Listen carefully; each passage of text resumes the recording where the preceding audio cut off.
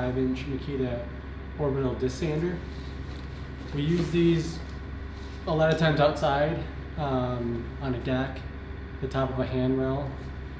It is a hook and loop sander, so it has like a velcro pad that it sticks to. Has a little bag to contain dust. It does have an adjustment, a variable speed adjustment, so it goes from 1 to 5. And then it will have a lock, so if you press the trigger down and you press this black button right here, it'll lock in place, so you don't have to sit there and hold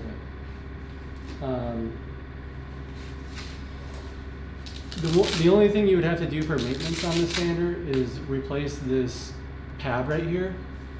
So to do that, there's 3 screws, and we would just get a replacement pad ordered on Amazon, and they're just attached with the Phillips screw right here. So I would pop these off.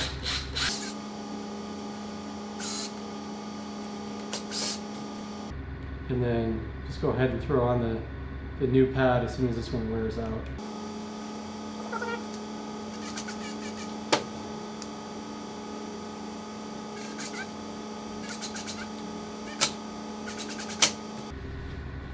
And that's what that looks like right there, and there's these 3 screws. When you're putting the sandpaper on, you have the holes lined up for it to suck up dust into the bag. So you just want to make sure you get those lined up. Get it centered on the pad. So I'll plug it in here and we'll test it out.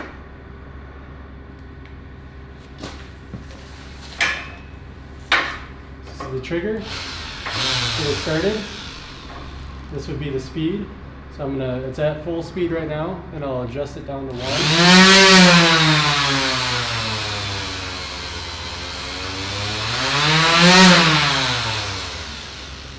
When you're using this outside, you're typically going to be using it at a speed of 5 to sand like a handrail.